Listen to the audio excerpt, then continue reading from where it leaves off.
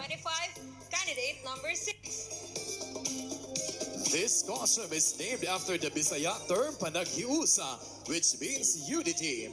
This word also best describes the harmonious relationship between the tri-people of Palimbang, the Muslims, Christians, and Lumans. This costume is a fusion of these three cultures that are humane and altruistic and nourishing the gigantic progress and advancement of the land.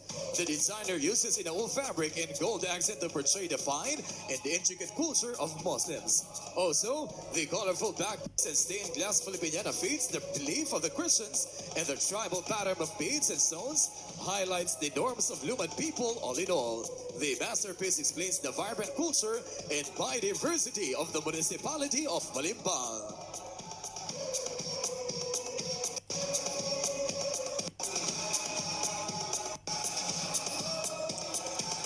Designer Donald Magdo Supera. Designer R.L. Umande.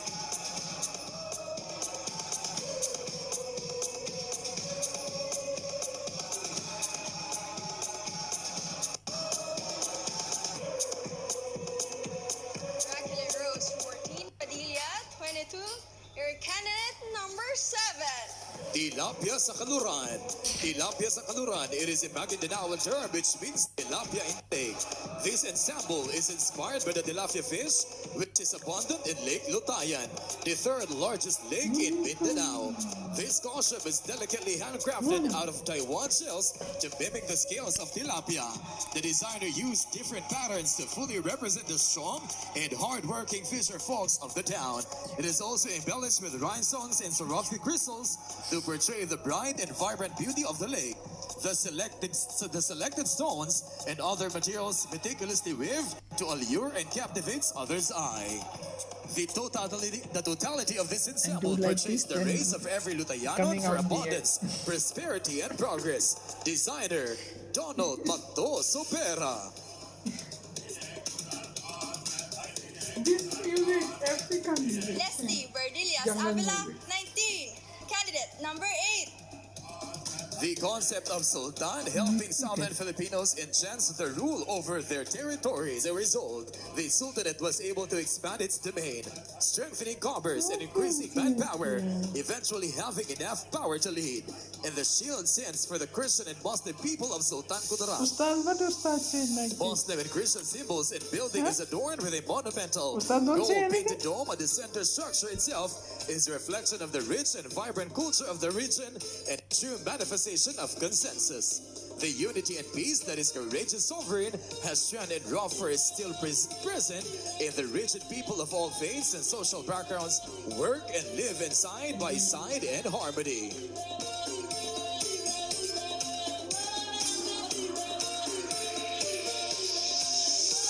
Designer Stephen Biliones.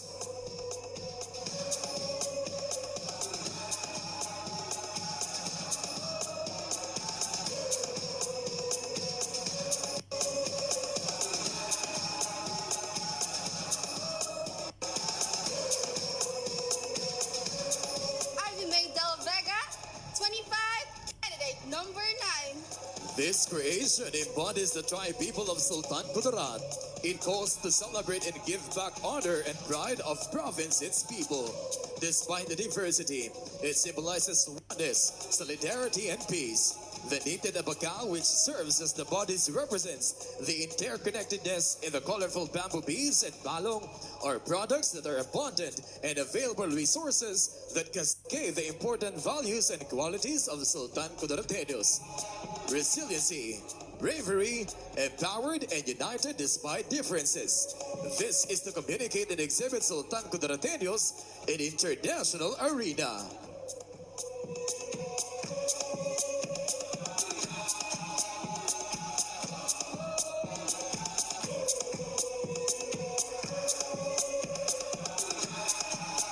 The designer, Jose Kevin Gajo.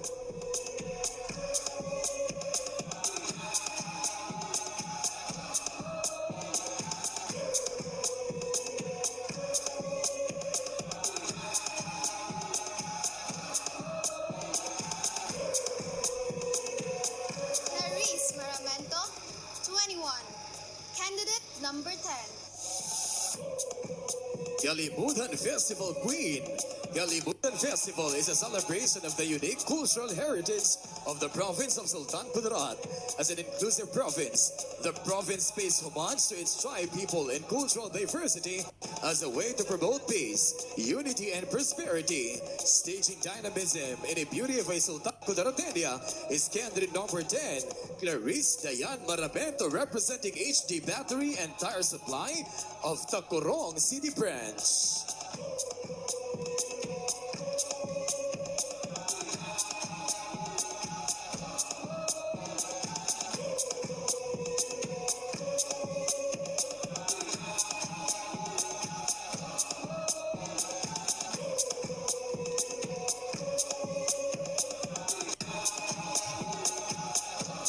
Designer Alfer Benondo.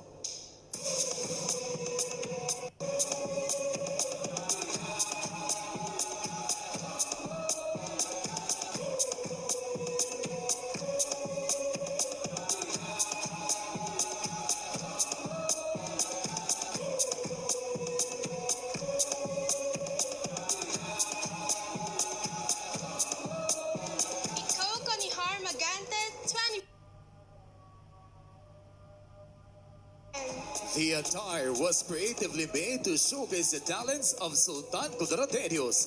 The design primarily represents one of Sultan Kudarat's pride festivals, Takudong of Tacorong City.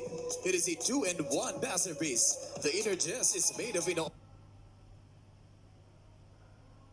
cloth, proudly representing Sultan Kudarat in a fashionable form.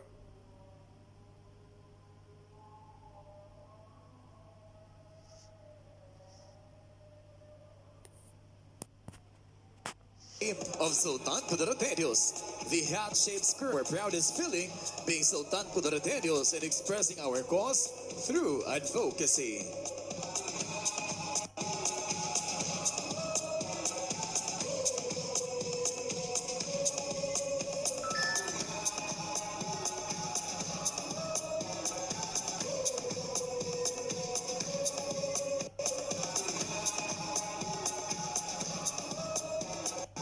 The designer, Ropeline F. Defensor.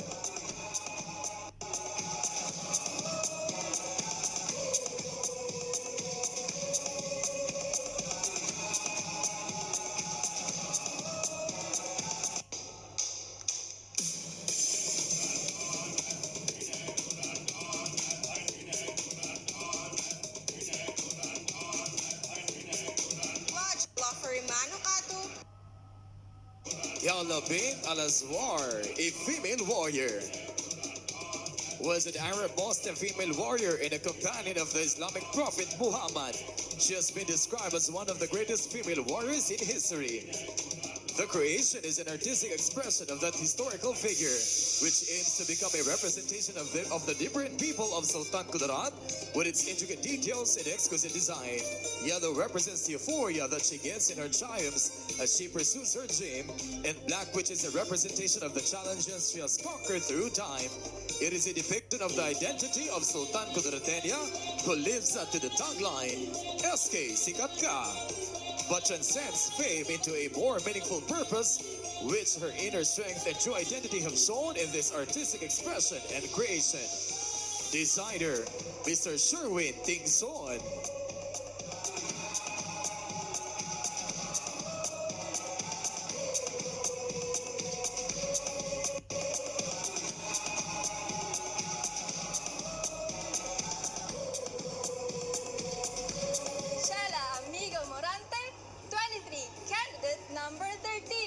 This festival attire is the incarnation of the diverse culture in Sultan Kudarat, where it represents tribe people living harmoniously in our province. The Balintawak represents the majority of the people who are Christians. The crown stands as the royal symbol of the Muslim people. The tail reflects the rich heritage of the minority groups of the indigenous people, collectively known as Luman. This exquisitely handcrafted couture also amplifies the advocacy of candidate number 13, which calls for a stronger and louder awareness of the importance of mental health, which is becoming a prevalent malady in our community nowadays.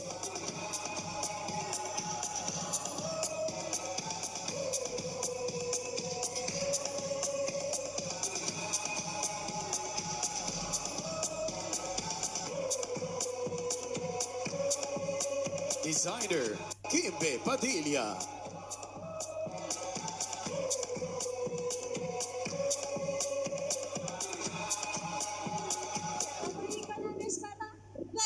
Candidate number 14. Ibong Adarna. This haute couture is inspired by a Filipino epic poem in the 16th century.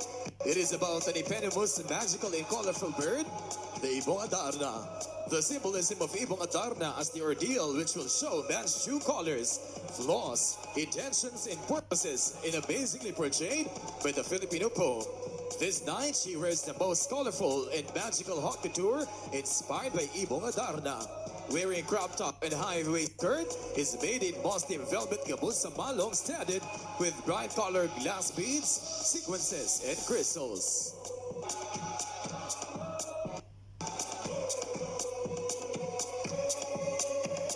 The designer, Archie Castillo.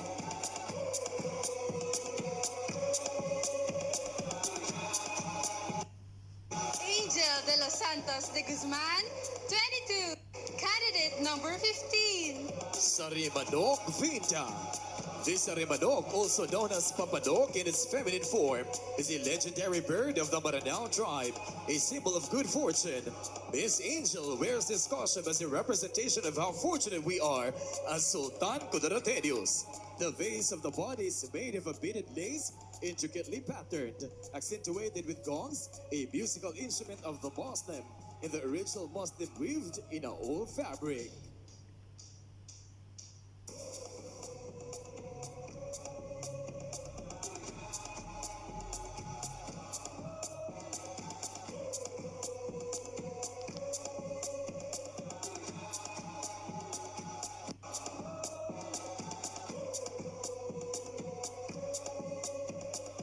The designer, Garvey Molinos Terrato.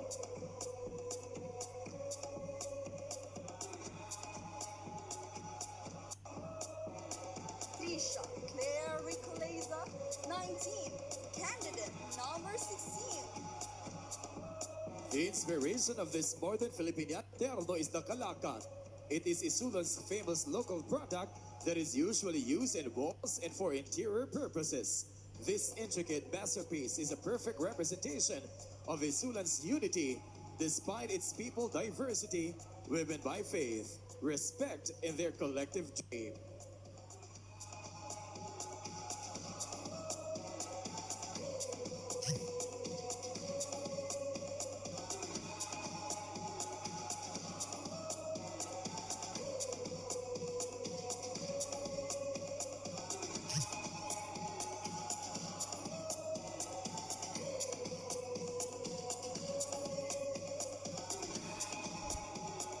The designer, Chris Balbalao.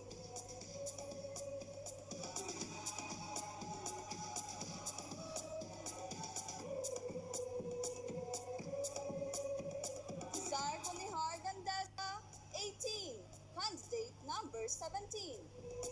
Hail the magnificent collection of a young designer from Esperanza. An obra that defines the hard work and perseverance of a farmer living in a progressive town of Sultan Kudarat. This dress is embellished with Arab beads of tituray that ensembles connection between Lumans, Muslims, and Christians in the heart of Esperanza. Kuhol was the primary accent of this dress that symbolizes the creativity and strong personality of the people of this town. The dress has its inner old cloth that recognizes the Maguindanao culture and tradition passing from classic to modern times. Amidst this pandemic, the designer used his innovative mind to come up with fabulous design to simply reach the people, the community, and the government as well. Truly, Sultan Kudarat, sikat ka. Designer, Genre Legada.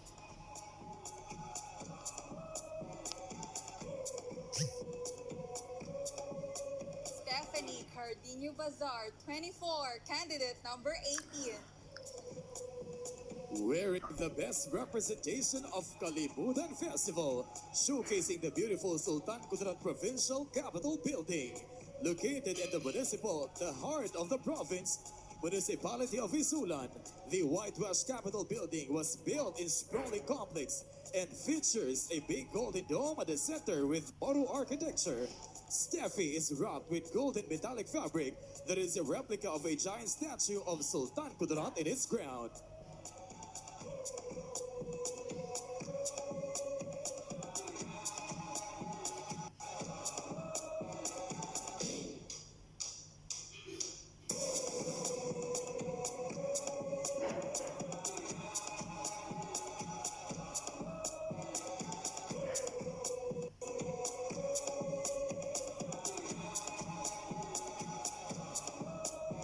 The designer, Garvey Molinos Terrado.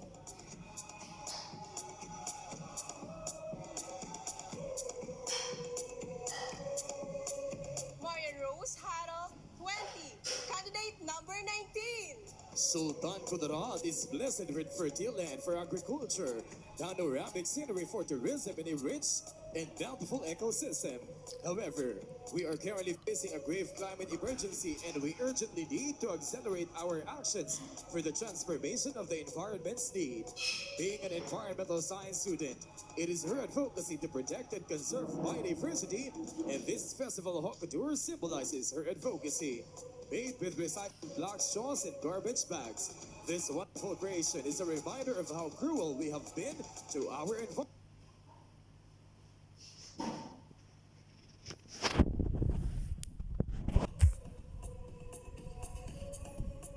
Designer, Leo Cesar Sobaldo.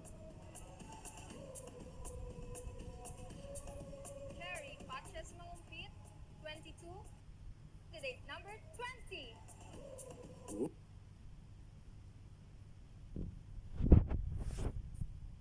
Known as Sultan Kudarat, it was the seventh sultanate of Maguindanao from 1619 to 1671, who fought the Spaniards and held sovereignty in check for many years, while shield means power to increase awareness of volunteerism, to help those who are less fortunate, and the rights of animal, and the sword as determination to improve the lives of every Filipino in our society.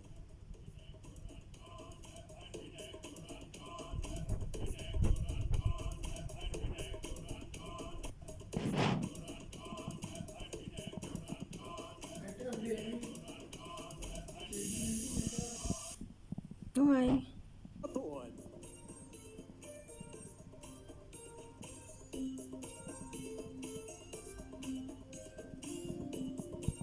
Monalyn Grace Bansil, 20.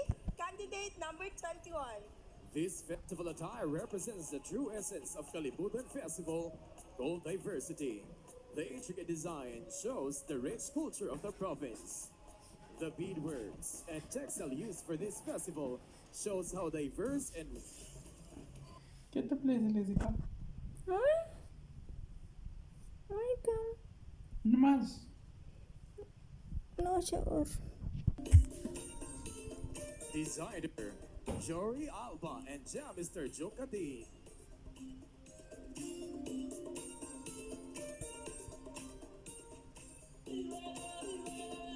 Eliza Defensor Lagos, 19. Candidate number 22.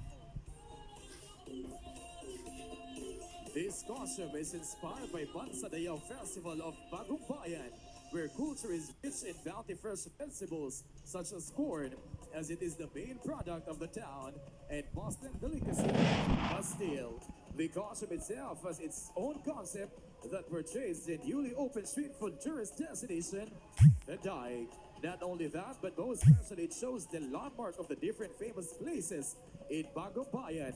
The costume is a Filipiniana-inspired costume, and the fabric used to it is in Laol, which symbolizes true Maguindanaoan principle, which stands for all the Muslim in the community.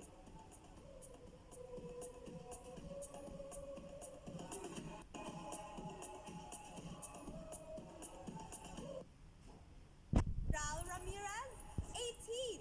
Candidate number 23. This Kalimudan festival attire is inspired by the Blaan tribe of Sultan Kudarat.